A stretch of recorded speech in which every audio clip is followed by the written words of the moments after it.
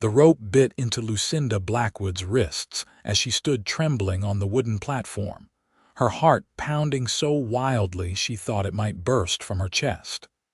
The auction block beneath her feet had seen many sales before: cattle, horses, land, but never a woman of her standing.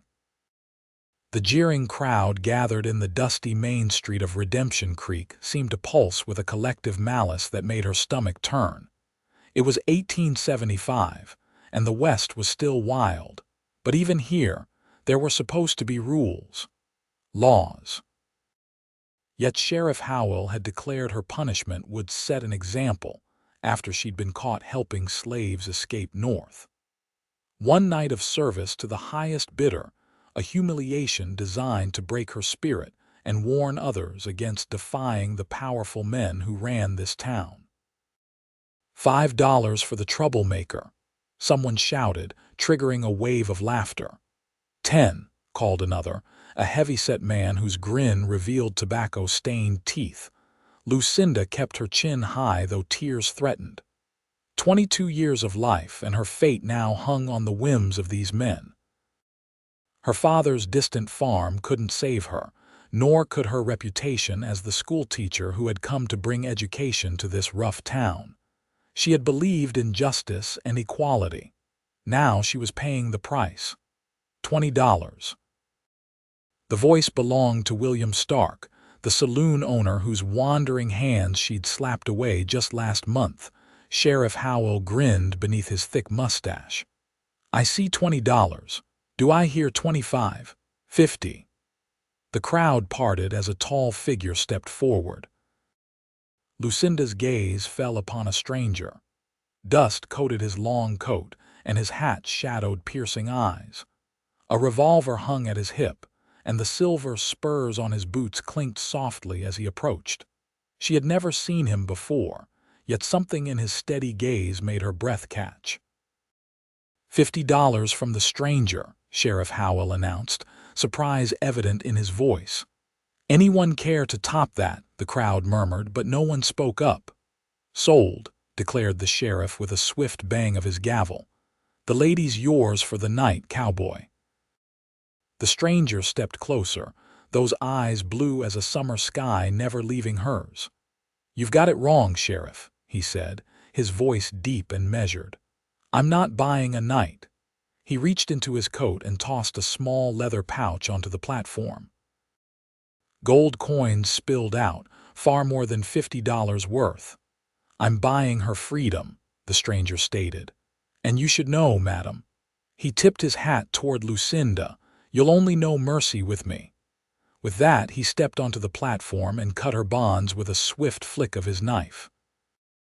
"Name's Xavier Reeves," he said quietly as he helped her down.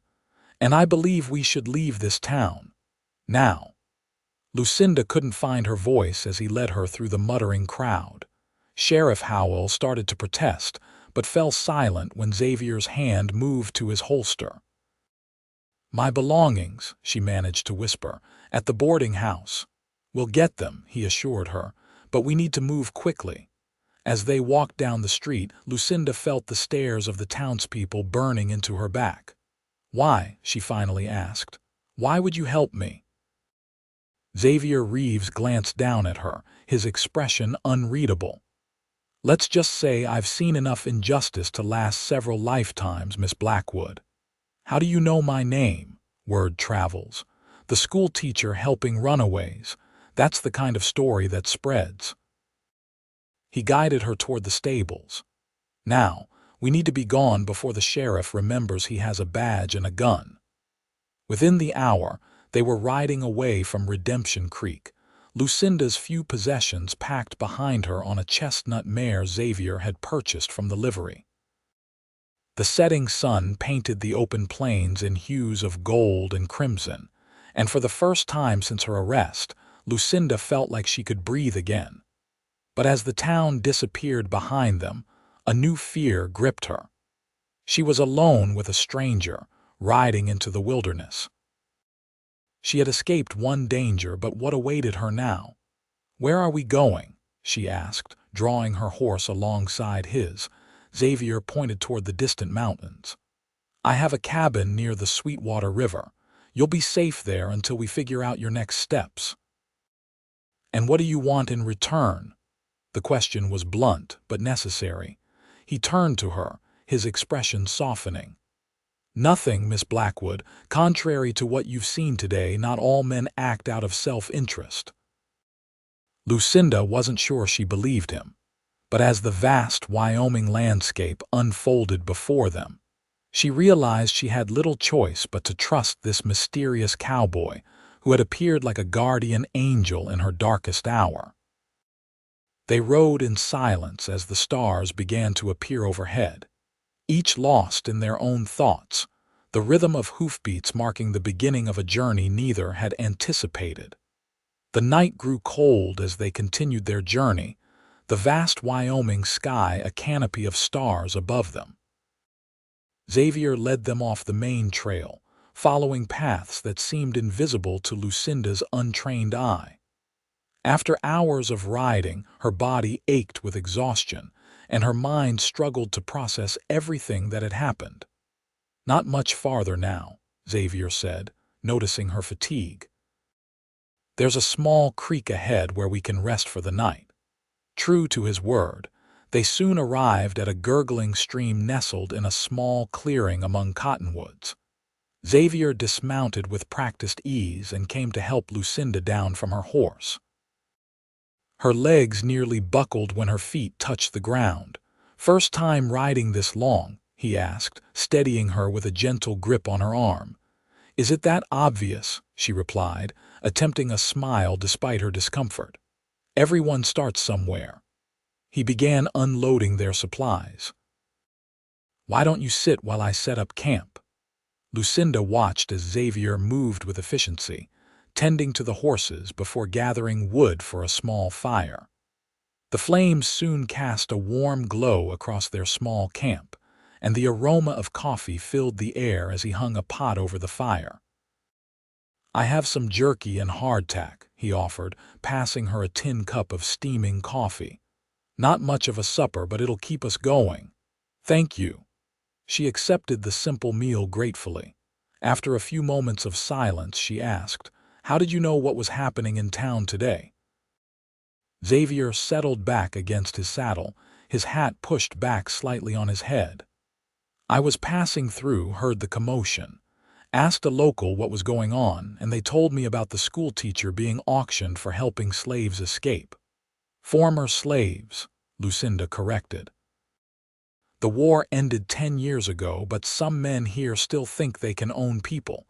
Xavier nodded. "Some men don't change just because the law does." "No, they don't." She stared into the fire. "The Thompson family, a mother and 2 children, they were being hunted by bounty hunters hired by their former master. I only gave them shelter for one night and helped them continue north toward Montana." Her voice broke slightly. "I didn't think anyone had seen them." "Someone always sees," Xavier said quietly, "especially in small towns." "Why did you help me?" she asked again, needing to understand. "You could have kept riding, it wasn't your fight."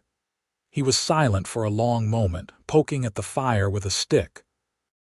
"I was a scout for the Union Army during the war," he finally said. "Saw things that change a man. After it ended, I thought the suffering would stop, but it just took new forms." He looked up, meeting her gaze. "Sometimes a man has to make a stand even when it's not his fight, especially then." Lucinda studied him in the firelight. His face was weathered by sun and wind, with lines around his eyes that spoke of both laughter and hardship. She guessed him to be in his early 30s, though the war had likely aged him beyond his years. "Well, I'm grateful," she said simply. "Though I'm not sure what I'll do now. I can't go back to Redemption Creek. We'll figure that out once we reach my cabin. It's isolated but comfortable enough. You can stay as long as you need to gather your bearings." As the fire began to die down, Xavier prepared their sleeping arrangements, laying out a bedroll for her and positioning his own on the opposite side of the fire. "Get some rest, Miss Blackwood. We have a long ride tomorrow." "Lucinda," she said. "Please call me Lucinda." A small smile touched his lips. "Good night, Lucinda." As she lay beneath the star-filled sky, the events of the day replayed in her mind. She had woken this morning a respected teacher, become a prisoner by noon, and now found herself fleeing with a stranger as night fell. Her life had been upended in the span of hours, yet strangely, she felt safer with this quiet cowboy than she had in weeks back in town. Sleep came eventually, but her dreams were filled with the jeering faces of the auction crowd and the steady blue eyes of the man who had saved her. Morning arrived with a pale golden light filtering through the cottonwood leaves. Lucinda woke to find Xavier already up, tending to the horses and preparing a simple breakfast. "Sleep well?" he asked, handing her a cup of fresh coffee. "Better than I expected to," she admitted, gratefully accepting the warm drink. "How much farther to your cabin? If we keep a good pace, we should be there by sundown." He glanced up at the clear sky. "Weather's holding, which is in our favor." They ate quickly, packed up camp, and were on the trail again as the sun climbed higher. The landscape changed as they rode, the flat plains giving way to rolling hills dotted with pine and aspen. Lucinda found herself captivated by the wild beauty surrounding them, so different from the dusty streets of Redemption Creek. "It's beautiful out here," she remarked as they followed a winding path upward. "That it is," Xavier agreed. "First time I saw these mountains, I knew this was where I belonged. Not too many people, plenty of space to breathe." "Have you lived alone all this time?" A shadow passed over his face. "Not always.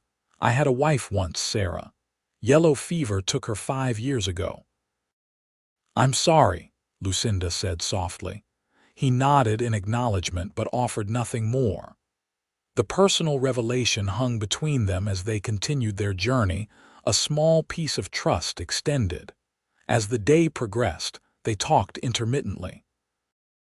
Xavier pointed out landmarks and shared stories about the land and its history. Lucinda told him about growing up on her father's farm in Pennsylvania, her decision to become a teacher, and her journey west seeking purpose after losing her mother to consumption. "I thought I could make a difference," she said. "Bring education to children who wouldn't have it otherwise." "You were making a difference," Xavier countered.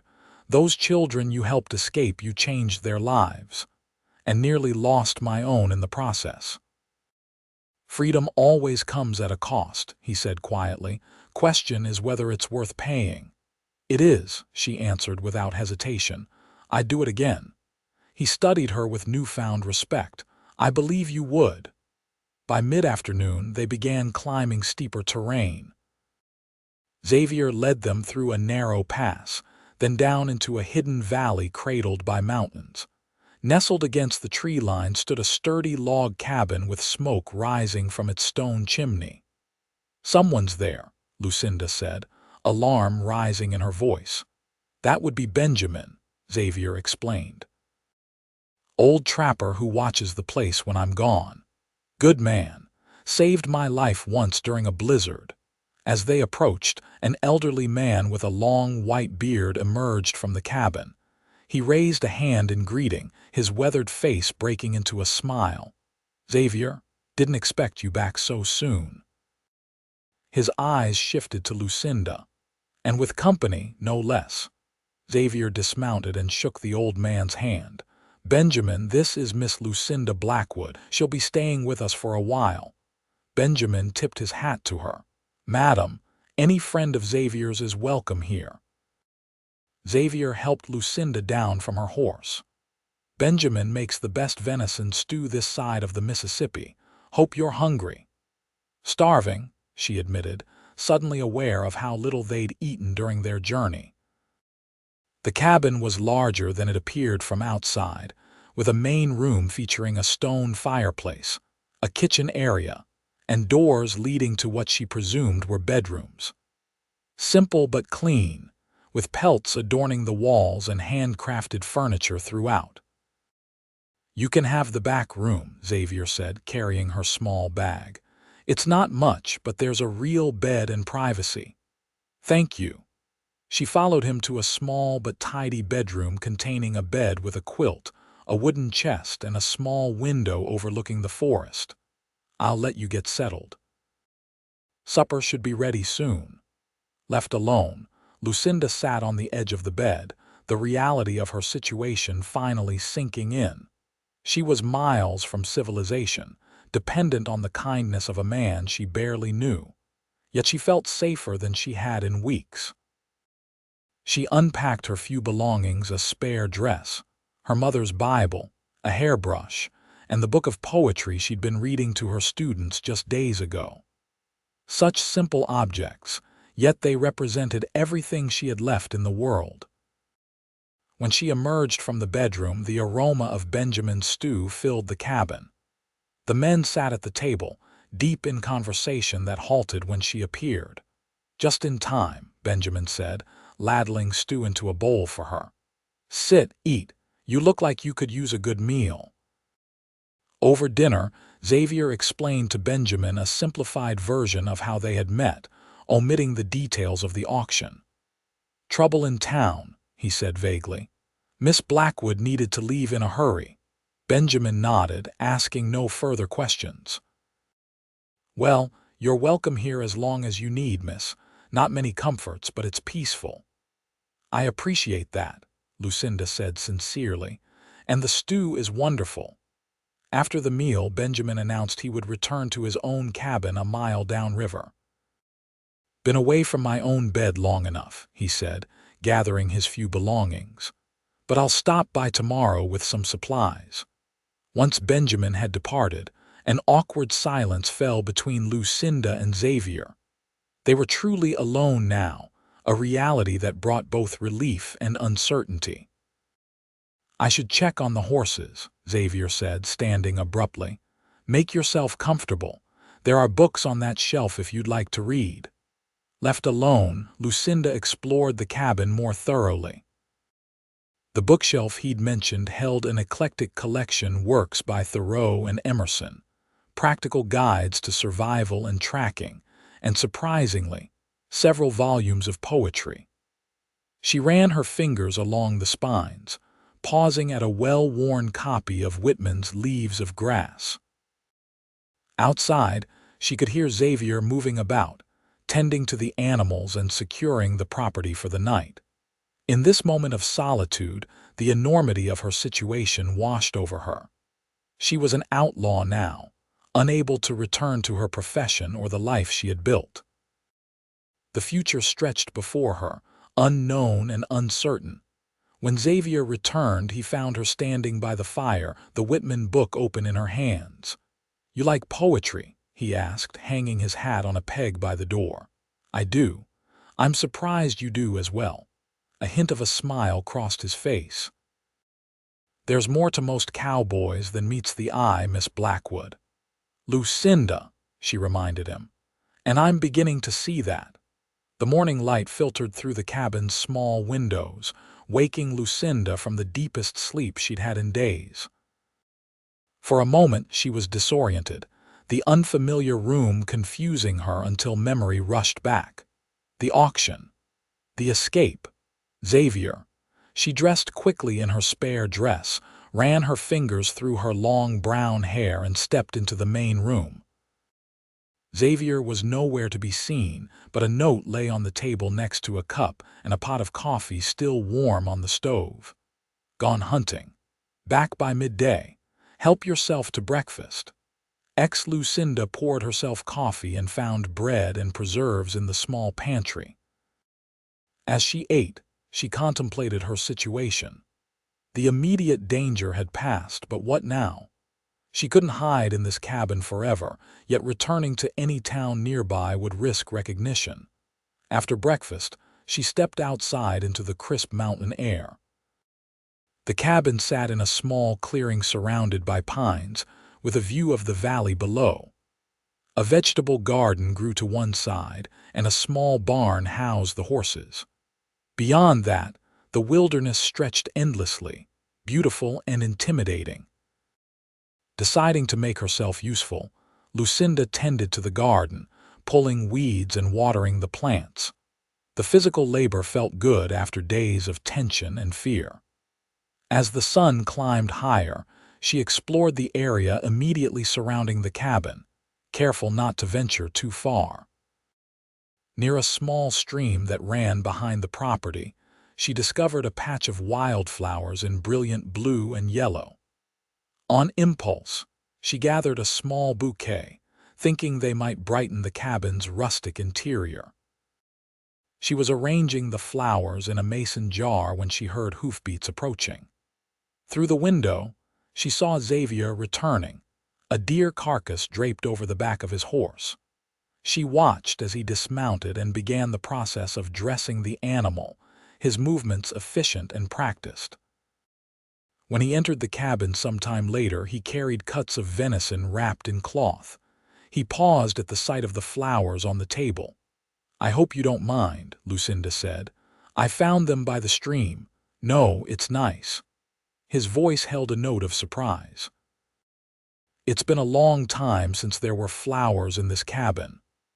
I wanted to thank you for everything.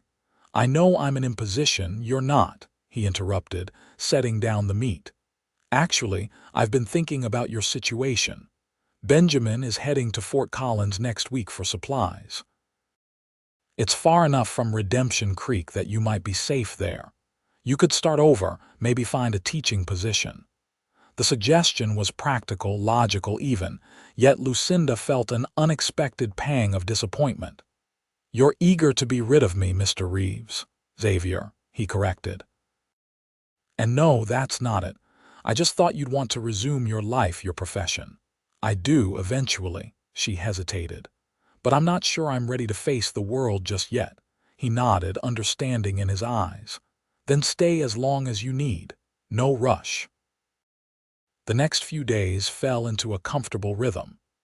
Xavier taught Lucinda the basics of cabin life: how to chop wood, maintain the fire, preserve food. She helped with cooking and cleaning, and in the evenings, they often read by the firelight. Sometimes they talked, sharing stories of their pasts, and sometimes they sat in companionable silence. Benjamin visited as promised, bringing supplies and news from the nearest settlement. "No word about a missing schoolteacher," he reported. "Seems they're keeping your disappearance quiet." "Or they're glad to be rid of me," Lucinda suggested. "Their loss," Benjamin said with a wink.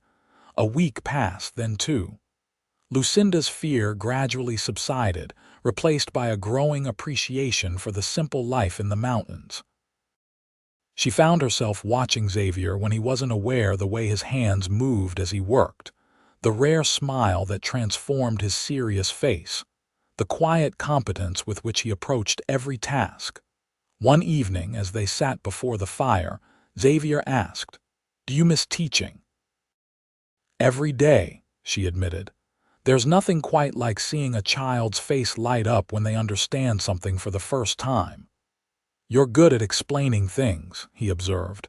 "You've been patient with me, teaching you survival skills." She laughed. "Hardly the same as grammar and arithmetic. Knowledge is knowledge." He paused, seeming to debate something internally. "I've been thinking. There are families scattered throughout these mountains, children who never get any formal education. Maybe you could teach them." Lucinda sat up straighter. "Like a circuit teacher, traveling from homestead to homestead." "Something like that. It wouldn't be easy, and the pay would be whatever families could offer, likely food and goods more than money. But it would be teaching." The idea took root in her mind, growing with possibility. "I could do that. I would need to travel, though. I could help, at least at first, show you the safe routes, introduce you to the families." He hesitated. "If you wanted." Their eyes met across the firelight, and something shifted between them, a recognition of a future neither had anticipated. "I would like that," she said softly. The moment was interrupted by a knock at the door. Xavier's hand moved instinctively to his gun as he rose to answer it. Benjamin stood outside, his expression grave. "Riders coming up the valley," he reported. "4 of them armed, been asking about a missing schoolteacher and the man who took her." Lucinda's blood ran cold. "How did they find us?" "Doesn't matter," Xavier said, his voice hard. "Benjamin, take Lucinda through the back trail to your cabin. I'll deal with them." "No," Lucinda protested. "I won't let you face danger because of me. This isn't up for debate." Xavier was already checking his rifle. "Benjamin, go now." "Come on, miss," the old trapper urged. "Xavier can handle himself." Reluctantly, Lucinda grabbed her shawl and followed Benjamin out the back door. As they slipped into the forest, she looked back to see Xavier positioning himself on the cabin's porch, rifle in hand, waiting for the approaching riders. The fear she thought she had left behind returned in full force as she disappeared into the darkness, wondering if she would ever see Xavier again. The forest path was narrow and treacherous in the growing darkness, but Benjamin moved with the confidence of decades spent in these mountains. Lucinda followed closely, her mind racing with worry for Xavier. They had traveled perhaps half a mile when the sound of gunshots echoed through the valley. "Keep moving," Benjamin urged when she instinctively turned back. "We can't just leave him," Lucinda protested. "Xavier knows what he's doing. Our job is to get you to safety." They pressed on, but each step away from the cabin felt like a betrayal. After what seemed an eternity, they reached Benjamin's cabin, a smaller, more rustic version of Xavier's home. "Wait here," Benjamin instructed, lighting a lamp. "I'll go back and check on Xavier." "I'm coming with you." The old man shook his head firmly. "No, you're not. Those men are looking for you. You'll stay put if you want to help Xavier." Reluctantly, Lucinda agreed. As Benjamin disappeared back into the night, she paced the small cabin, jumping at every sound from the forest. An hour passed with excruciating slowness. Finally, she heard footsteps approaching and grabbed the only weapon available, a cast iron skillet. The door opened to reveal Benjamin supporting a grimacing Xavier whose left arm was stained with blood. "Xavier?" Lucinda dropped the skillet and rushed to help. "What happened?" "Just a graze," Xavier grunted as they helped him to a chair. "I've had worse shaving." "Don't listen to him," Benjamin said. "Bullet tore right through his arm. He needs tending." Lucinda quickly gathered water and clean cloths while Benjamin retrieved a bottle of whiskey and medical supplies. Working together, they cleaned and bandaged Xavier's wound. "The men?" Lucinda asked quietly as she tied off the bandage. "Won't be bothering us again," Xavier said grimly. 2 ran off. One's nursing a bullet in his leg, the 4th. He didn't finish, but his expression told her enough. "They were bounty hunters," Benjamin explained. "Sheriff in Redemption Creek put out word that Xavier kidnapped you, offering a reward for your return and his capture." "This is my fault," Lucinda whispered, her hands trembling as she wiped blood from Xavier's arm. "No," Xavier said firmly, catching her hand in his. "This is on Sheriff Howell and men like him who think they can own people." Their eyes met, and the intensity in his gaze made her breath catch. Despite his injury, despite the danger still lurking, she felt that same strange safety in his presence. "We need to leave," Benjamin said, breaking the moment. "Those 2 who ran off will bring back more trouble. You can't stay in these mountains now." "Where can we go?" Lucinda asked. Xavier and Benjamin exchanged a look. "I have a friend in Colorado," Xavier said. "Runs a ranch near Denver. We could head there, lie low for a while." "It's a long journey," Benjamin warned, "and you're injured." "I'll manage." Xavier stood, wincing slightly. "We'll leave at first light. Benjamin, can you get word to Jim Carson about what happened? Tell him to watch his back. Consider it done." They spent a restless night at Benjamin's cabin, taking turns keeping watch. Lucinda insisted on the first shift, allowing Xavier to rest. As she sat by the window, rifle across her lap, she watched him sleep. Despite his injury, his face looked peaceful, the hard lines softened. It struck her then, with sudden clarity, how much her life had changed in just weeks. She had lost her position, her security, her plans for the future. Yet sitting here, watching over this man who had risked everything for her, she couldn't bring herself to regret the path that had brought her here. Morning came with a gray drizzle that matched their somber mood. They prepared to leave while Benjamin packed supplies for their journey. "Take the mountain trails south," he advised Xavier. "Avoid the main roads until you're well past the territorial line." Xavier nodded, adjusting his sling. "We'll send word when we reach Denver." Benjamin turned to Lucinda. "You take care of him, young lady. He's stubborn as a mule and twice as likely to ignore an injury." "I will," she promised, embracing the old man. "Thank you for everything." They set off as dawn broke fully, keeping to the forest paths as Benjamin had suggested. Xavier rode slightly ahead, scanning for any sign of pursuit while Lucinda followed closely behind. His injured arm clearly pained him, though he tried to hide it. "We should stop," she suggested after several hours of riding. "You need to rest." "Not yet," he replied, his voice tight. "Need more distance between us and trouble." By midday, the rain had stopped, but the trails were muddy and treacherous. They picked their way carefully through narrow passes and across swollen streams. Lucinda found herself drawing on reserves of strength she hadn't known she possessed. As the sun began to set, they finally reached a sheltered clearing deemed safe enough to make camp. Xavier nearly collapsed as he dismounted, his face pale with exhaustion and pain.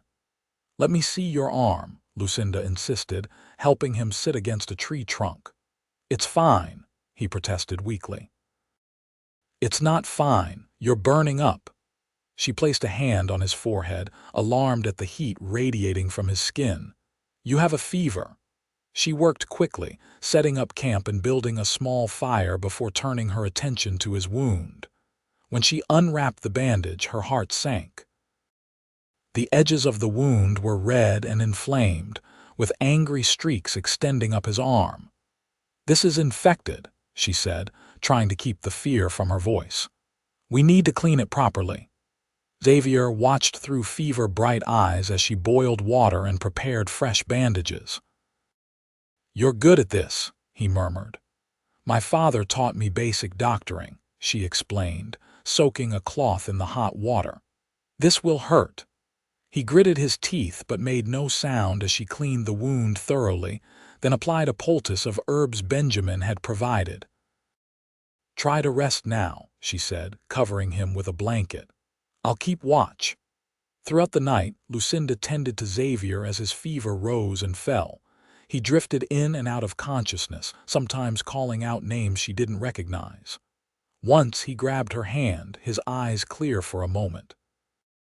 "Lucinda," he said urgently. "If I don't make it, don't talk like that," she interrupted fiercely. "You're going to be fine." "Listen to me," he insisted. "If I don't, head to the Circle C ranch outside Denver.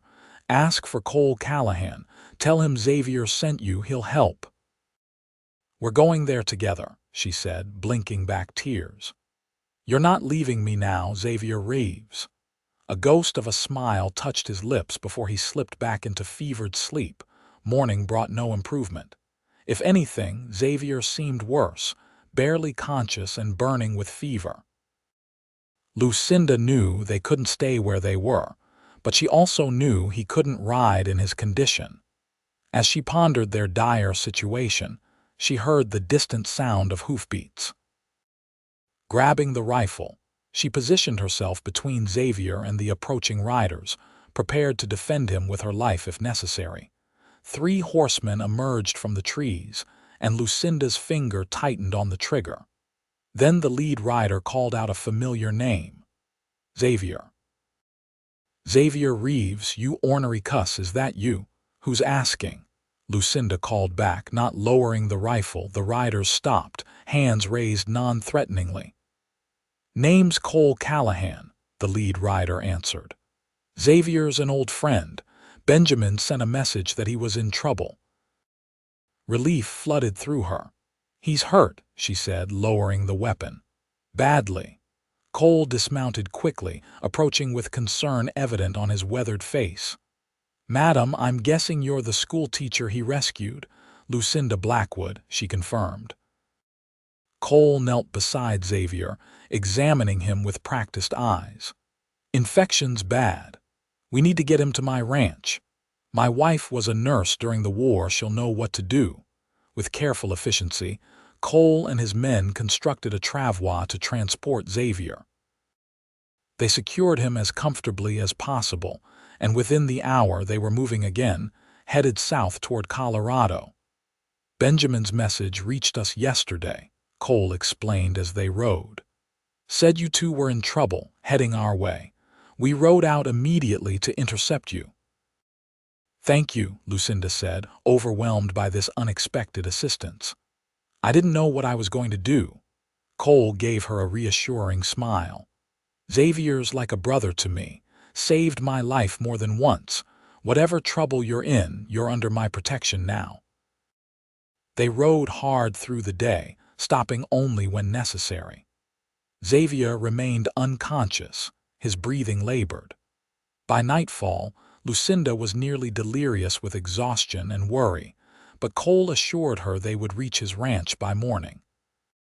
True to his word, as dawn broke, they crested a hill to reveal a sprawling ranch nestled in a verdant valley. Buildings clustered around a large main house, with corrals and pastures stretching into the distance. "Welcome to Circle C Ranch," Cole said as they approached. They were met in the yard by a slender woman with graying hair pulled back in a practical bun.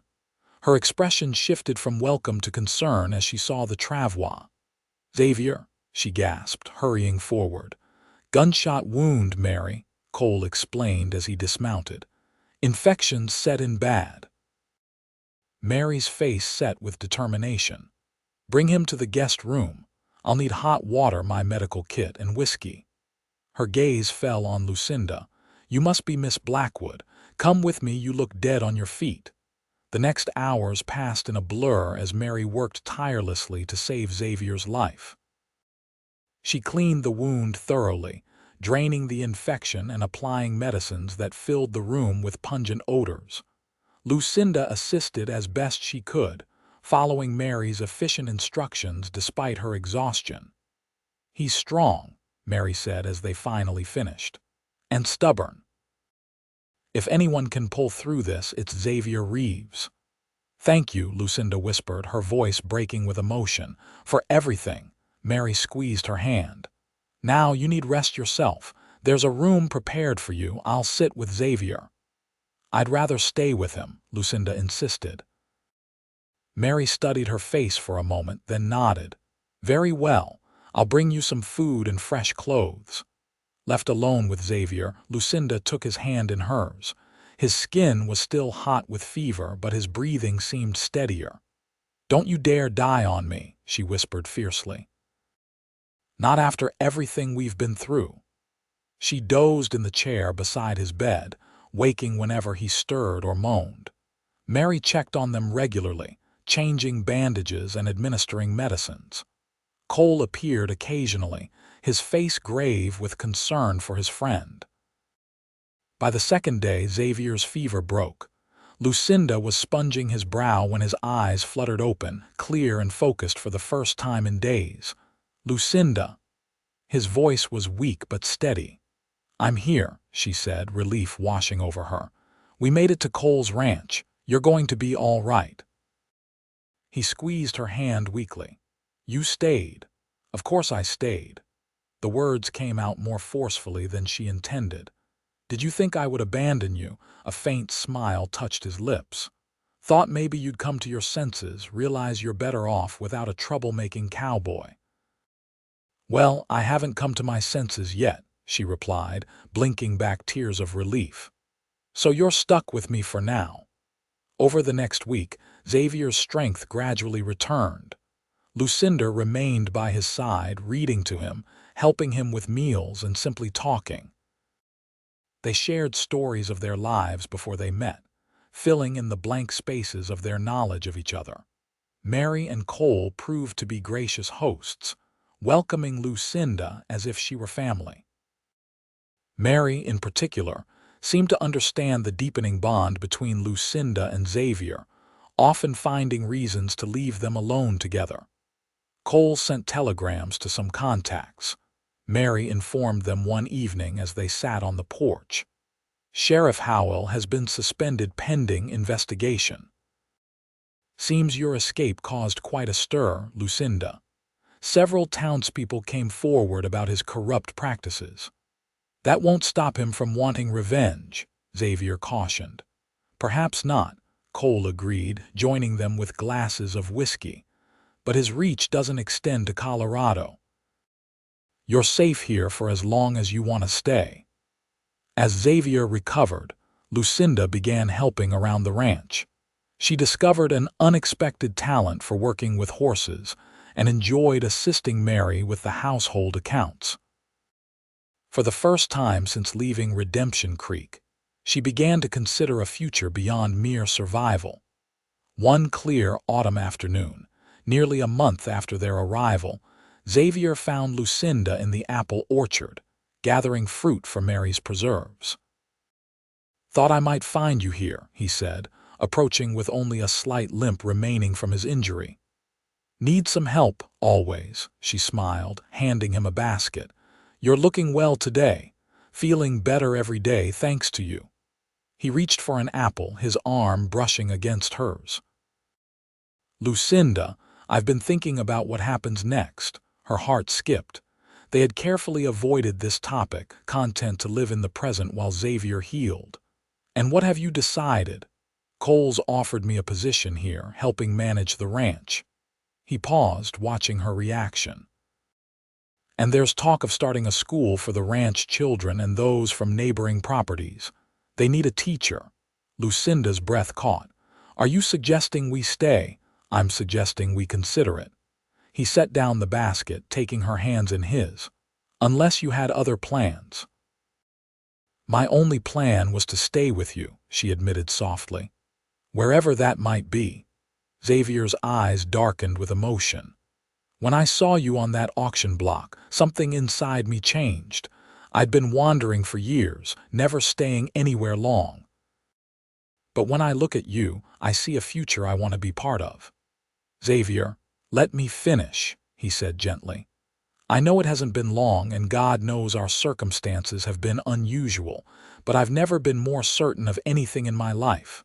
I love you, Lucinda Blackwood. I think I've loved you since that first night by the campfire when you told me you'd help those people all over again.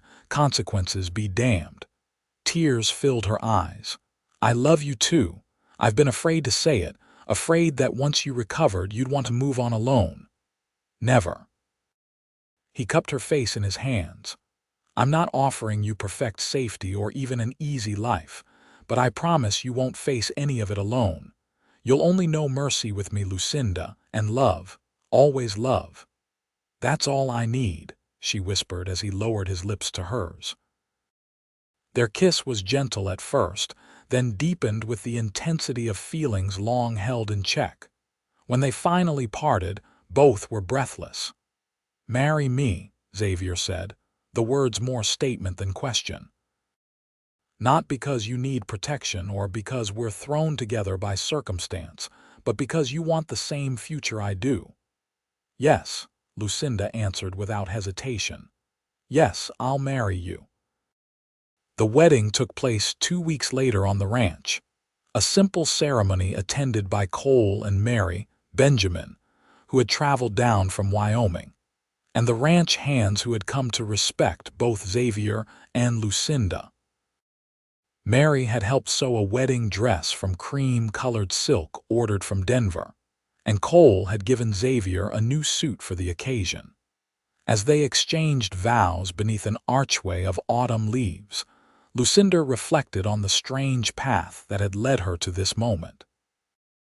The humiliation of the auction block seemed a lifetime ago, transformed now into the first chapter of an unexpected love story. "You may kiss your bride," the minister announced, and Xavier did so with a tenderness that brought tears to Lucinda's eyes. The celebration afterward was joyful, with music and dancing lasting well into the night. As evening fell, Xavier led Lucinda away from the festivities toward a small cabin at the edge of the ranch property. "Our home," he explained, opening the door to reveal a cozy interior furnished with a mix of new items and treasured possessions from his Wyoming cabin. "Cole's wedding gift to us." "It's perfect," Lucinda breathed, taking in the bookshelves already filled with their combined collection, the large bed covered with a quilt Mary had made, and the writing desk positioned by the window clearly meant for lesson planning. "There's something else," Xavier said, leading her to the desk. "Open the drawer." Inside, she found official papers appointing her as teacher for the newly established Circle C school, along with supplies, books, and a small brass bell. "School starts whenever you're ready," Xavier explained. "There are 15 children already enrolled from the ranch and neighboring properties." Lucinda turned to him, overcome with emotion. "You've given me everything I ever wanted." "No," he corrected gently, drawing her into his arms. "We found it together." As winter settled over the Colorado foothills, Lucinda and Xavier established their new life. The school opened in a converted barn near the main house, with Lucinda teaching children ranging from 5 to 16 years old. Her reputation as an excellent educator spread quickly, and soon families from miles around were sending their children to learn from Mrs. Reeves. Xavier thrived in his role at the ranch, his natural leadership and knowledge of the land making him invaluable to Cole. The two men worked together seamlessly, expanding the ranch's operations and introducing new breeding stock that promised to improve their herds. News eventually reached them that Sheriff Howell had been removed from office and charged with corruption, largely due to testimony from townspeople emboldened by Lucinda's escape. The bounty on Xavier had been withdrawn, though they remained cautious about returning to Wyoming. "Maybe someday," Xavier said when they discussed it, "but not now. Our life is here." Their first Christmas as husband and wife was celebrated with their new extended family at the main house.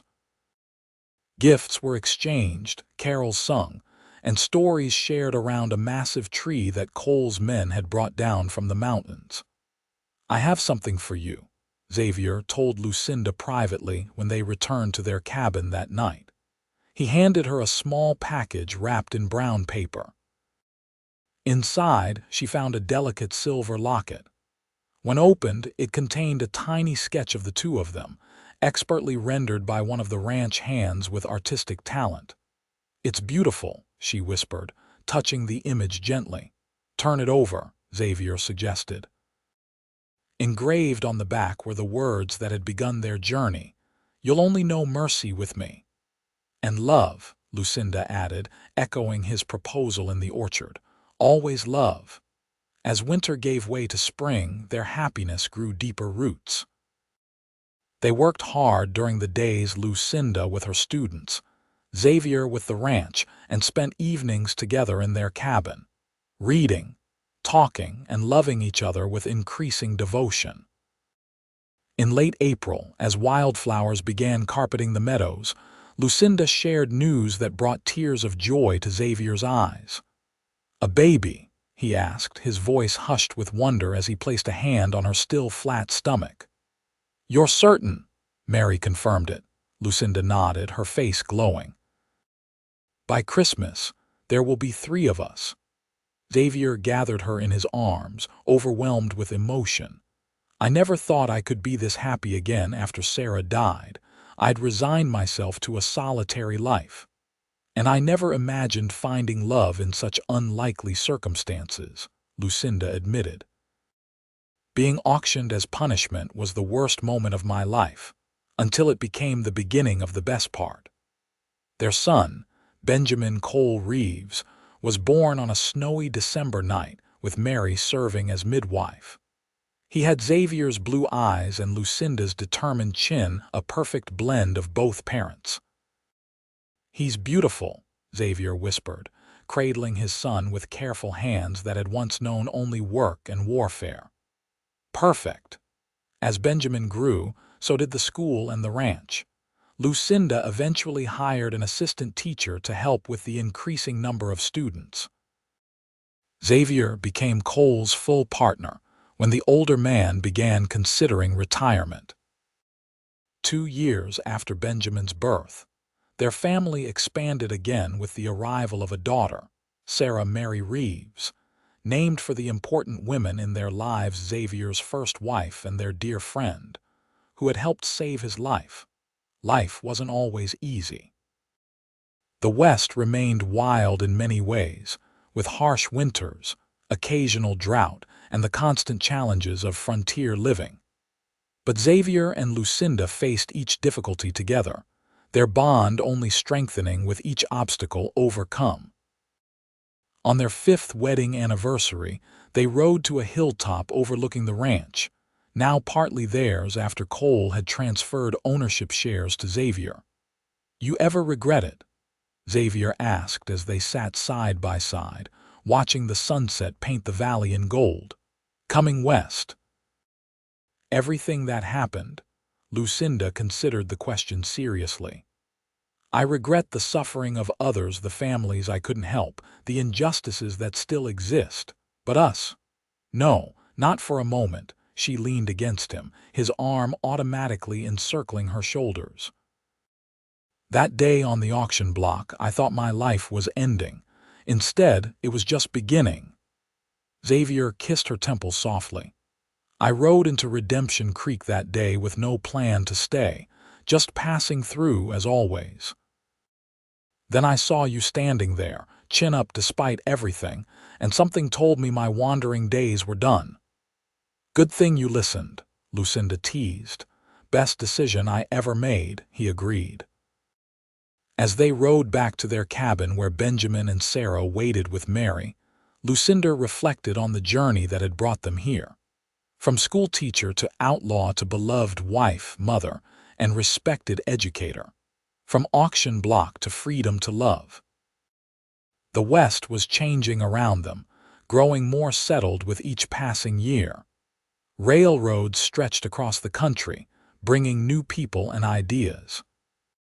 The wild frontier was slowly being tamed, but some things remained constant: the beauty of the mountains, the challenge of the land, and the love that had transformed two solitary souls into a family. That night, with their children sleeping soundly and the future stretching bright before them, Xavier and Lucinda held each other close, grateful for the twist of fate that had brought them together.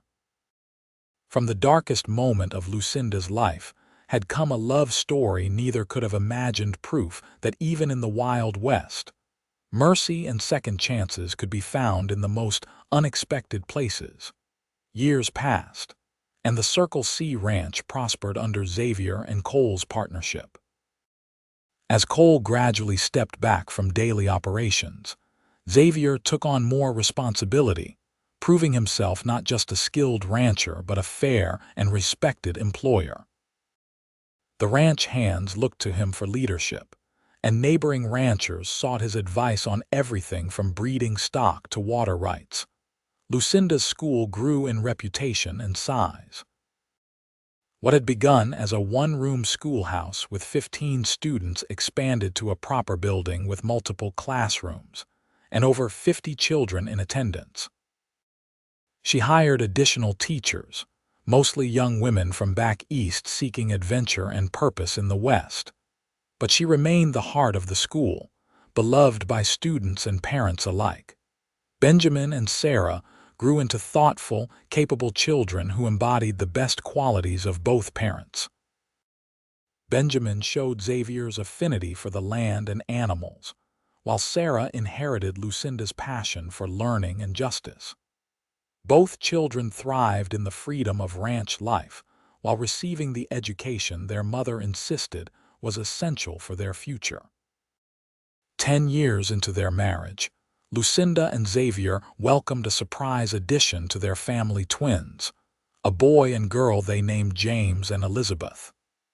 The twins brought renewed joy and, admittedly, chaos to their household, keeping them young as they approached middle age.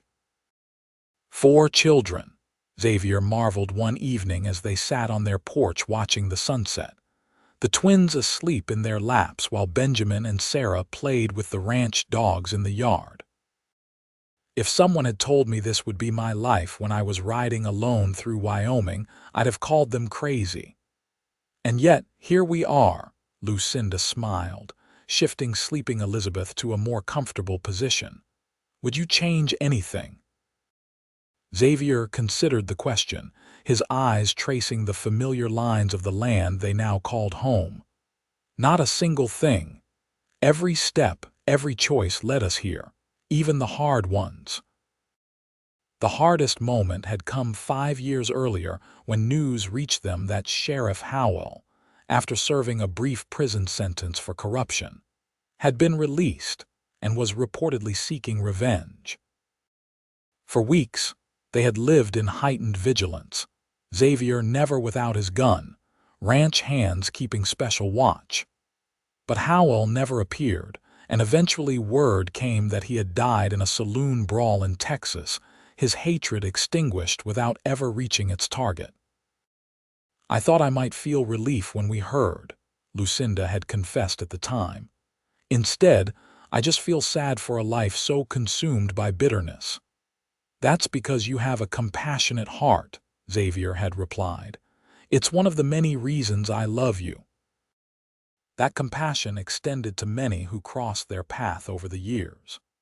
The Reeves home became known as a safe haven for those in need, runaway brides fleeing abusive matches, former slaves still searching for security decades after emancipation, orphan children needing temporary shelter.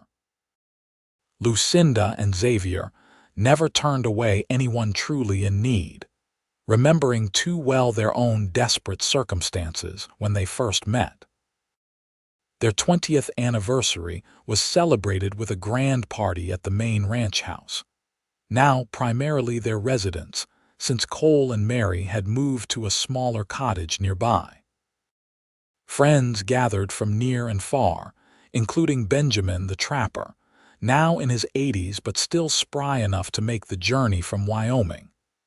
Never thought I'd see the day when this lone wolf would be surrounded by cubs, the old man chuckled, watching Xavier with his children. Does my heart good? He wasn't meant to be alone, Lucinda said softly. None of us are, really. As the West continued to change around them, with statehood, railroads, and increasing settlement transforming the frontier, Xavier and Lucinda adapted while maintaining the core values that had guided them from the beginning: justice, compassion, education, and family. Benjamin, their firstborn, eventually took over management of the ranch when Xavier and Cole decided to step back. He married the daughter of a neighboring rancher, bringing 2 prominent families together and expanding their holdings.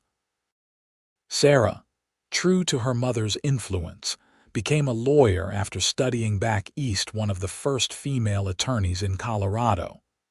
She returned to practice near the ranch, often representing those who couldn't otherwise afford legal help.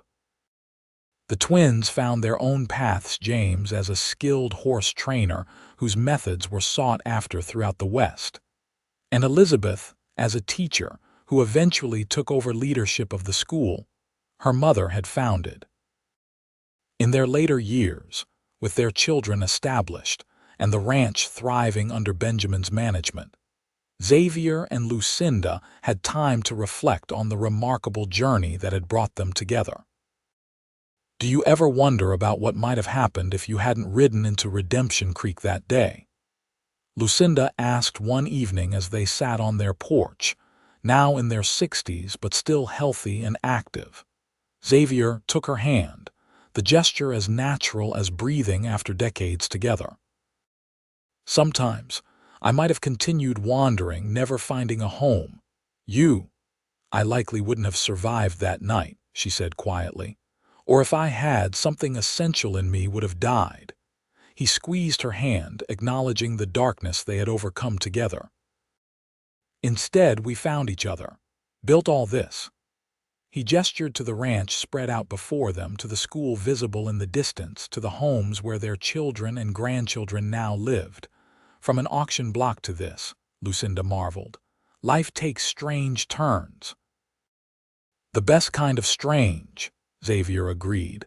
Leaning over to kiss her softly. In their 70s, they began to slow down physically but remained mentally sharp. Xavier spent hours with their grandchildren, teaching them to ride and track and respect the land.